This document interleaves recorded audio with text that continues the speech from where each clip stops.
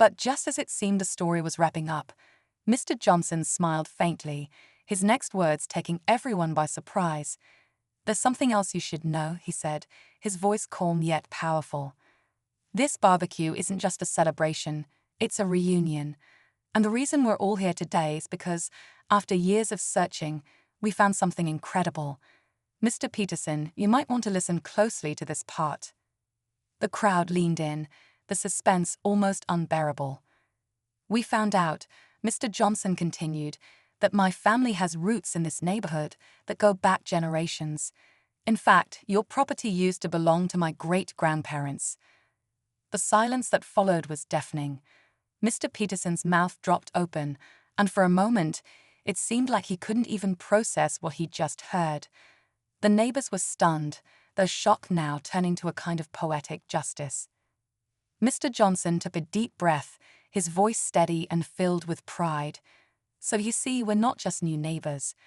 We're part of this community's history, a history you've tried to erase with your prejudice, but we're not going anywhere." The crowd erupted into applause, their support for the Johnson family clear. Mr. Peterson, now completely defeated, muttered something under his breath before retreating to his house, his shoulders slumped. As the barbecue resumed, the Johnson family stood together, surrounded by neighbors who had finally seen the truth.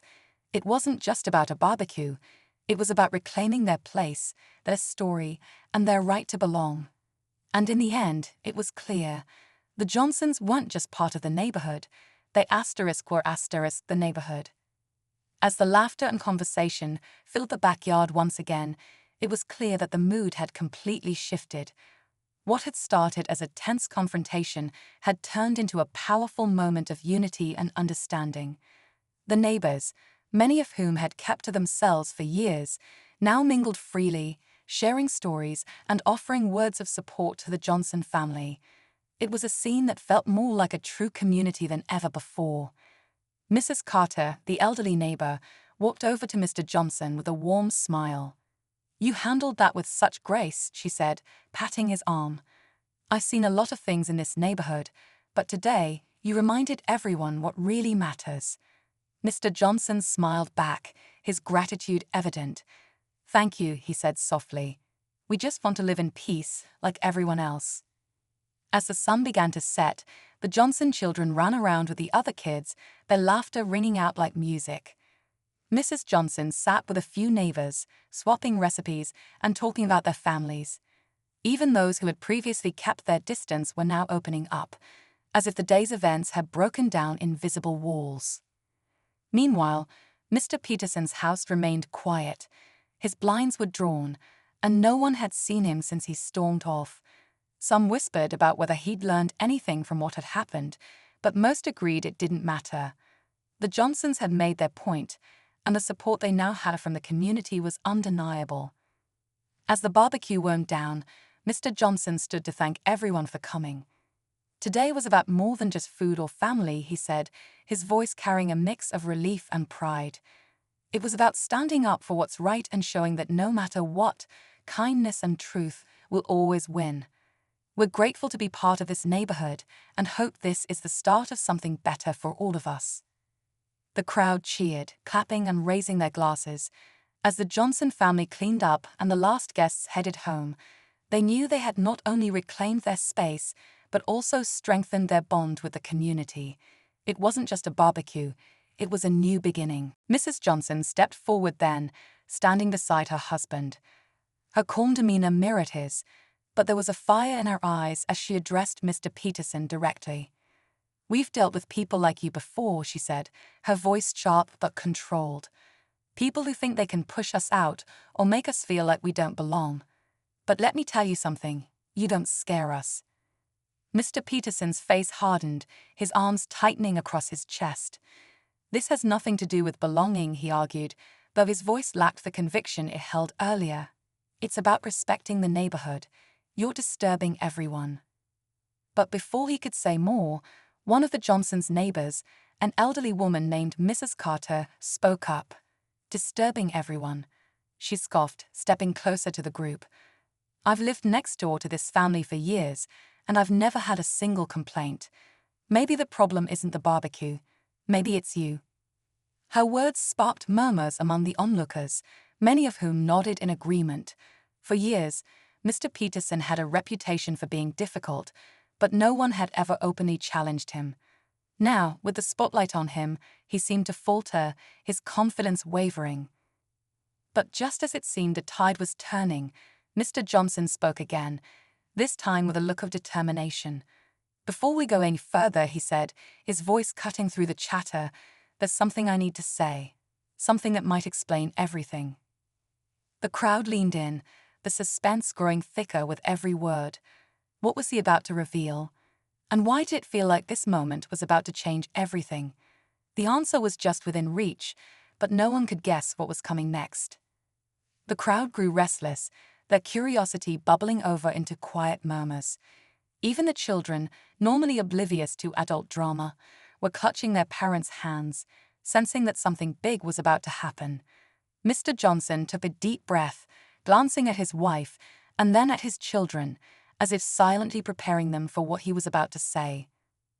But before he could continue, Mr. Peterson, clearly feeling his grip on the situation slipping, interrupted.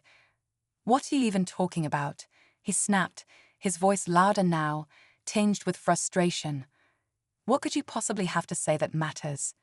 This is about you disrupting the peace, not some life story." His words hung in the air, harsh and dismissive, but his posture betrayed his unease. Mr. Johnson didn't flinch. If anything, his resolve seemed to harden. He tilted his head slightly, studying the man in front of him.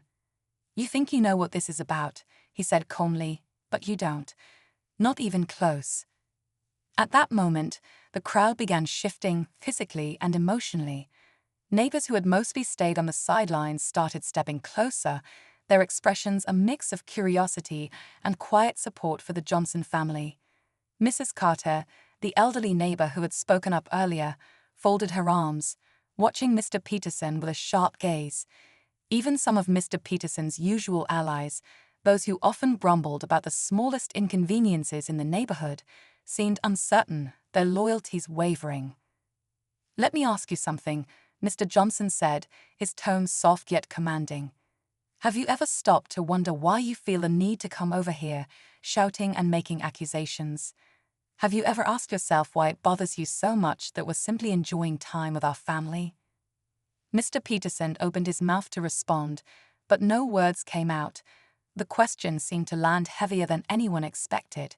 A flicker of something, was it doubt, crossed his face, but it was gone just as quickly as it appeared. The silence that followed was palpable, broken only by the distant sound of kids' laughter from another yard. The tension was at its peak, and every second felt longer than the last. Mr. Johnson took a step forward, his voice steady but carrying an intensity that drew everyone in. "What you don't know," he said, his words deliberate and full of weight, "is that this barbecue isn't just a gathering. It's a celebration." The crowd stirred, whispers spreading like wildfire. A celebration? Of what?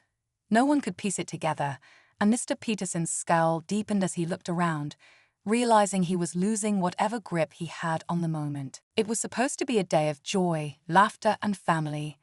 The smell of grilled burgers and sizzling hot dogs filled the air. Kids were running around with balloons, and the family's backyard buzzed with warmth and togetherness. But then, things took a turn no one expected. Meet the Johnsons, a hardworking and loving family who always found ways to bring their relatives and friends together. On this sunny weekend, they decided to host a barbecue, a tradition in their quiet neighborhood. But not everyone was excited about it. Their neighbor, Mr. Peterson, had always kept his distance, sending disapproving glares their way whenever they had guests over. This time, though, he wasn't just watching from behind his curtains. He decided to take matters into his own hands. As the music played and laughter echoed, Mr. Peterson stormed into the yard, his face red with anger. He claimed the gathering was too loud and accused the Johnsons of disturbing the peace. It didn't take long for his true colors to show, as his words turned uglier, dripping with racist remarks that left everyone stunned. The family and their guests tried to stay calm, but tension was thick in the air.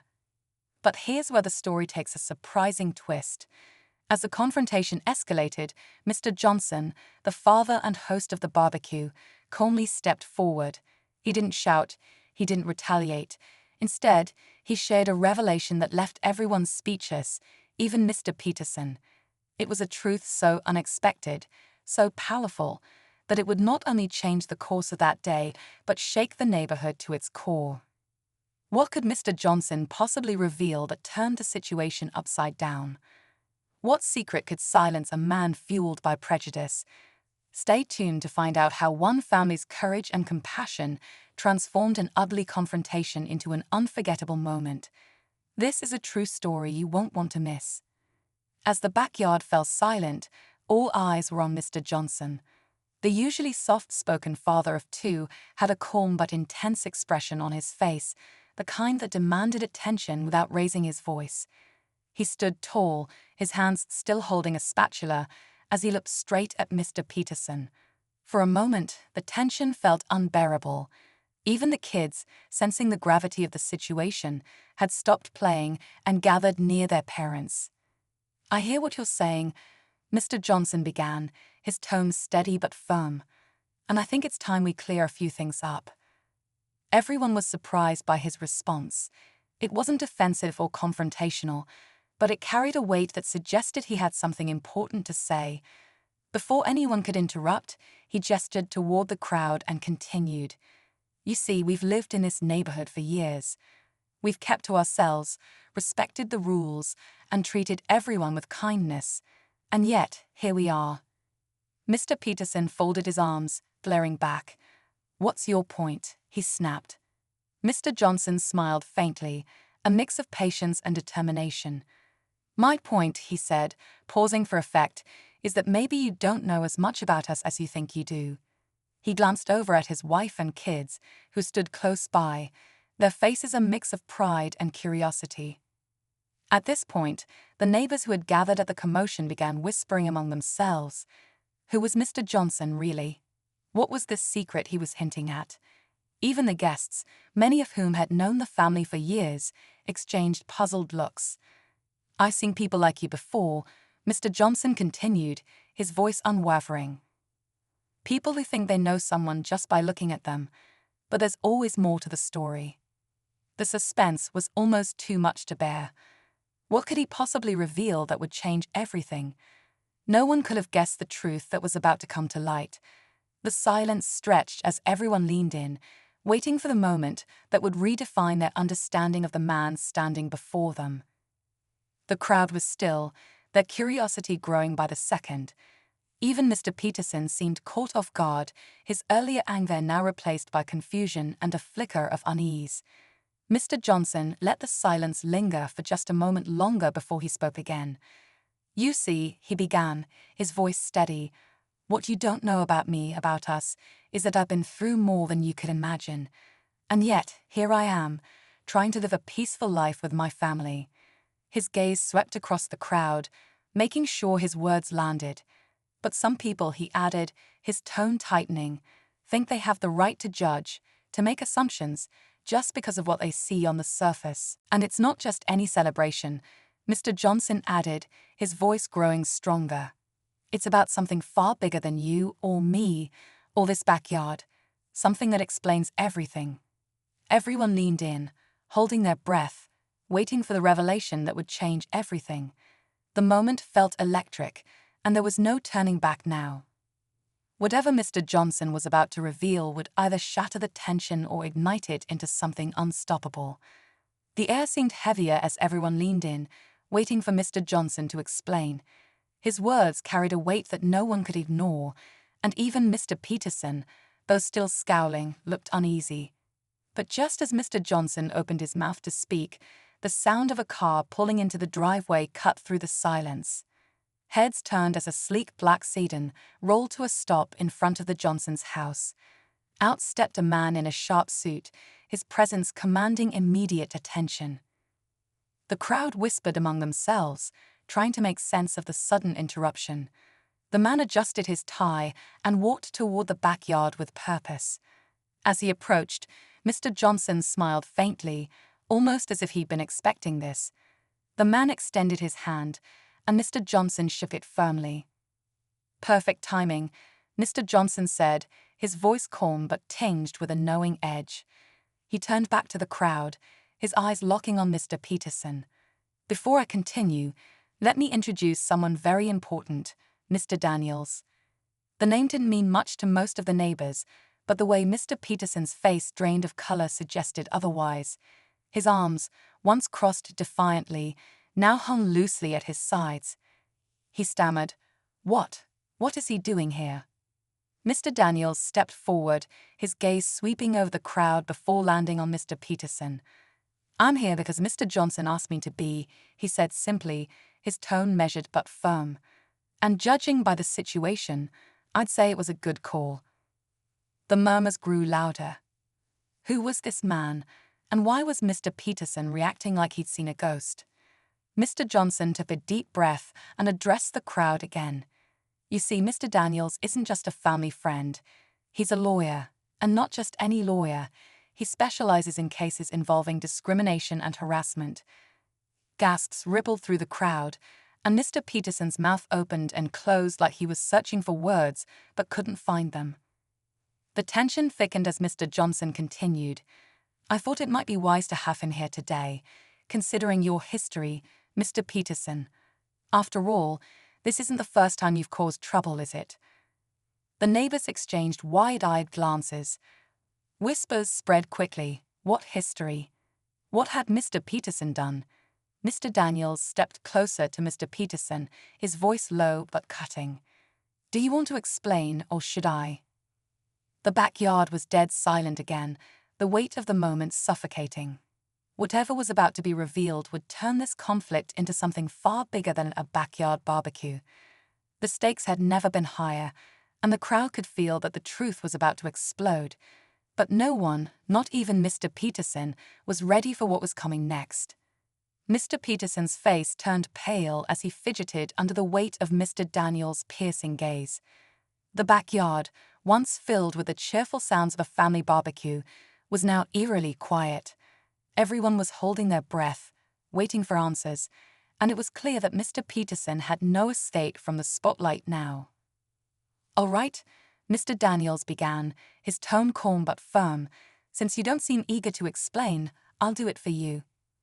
He turned to the crowd, his voice carrying with the weight of authority. "What most of you don't know is that Mr. Peterson here has a documented history of filing complaints against families like the Johnsons, families who don't look like him. There have been multiple incidents in other neighborhoods where his actions have been called into question." Gasps spread through the crowd, and the murmur of disbelief grew louder. Mr. Peterson stammered, That's not true. You can't prove anything." But his voice lacked conviction, and beads of sweat had formed on his forehead. Mr. Johnson stepped forward then, his calm demeanor unwavering. "Actually, we can't," he said, his tone steady. He nodded toward Mr. Daniels, who reached into his briefcase and pulled out a stack of papers. "These are records of the complaints you filed, all targeting families who just so happen to share one thing in common, their background." The neighbors, who had once sided with Mr. Peterson on minor grievances, were now looking at him with a mix of shock and disgust. Even his closest allies were taking a step back, clearly uncomfortable with the revelation.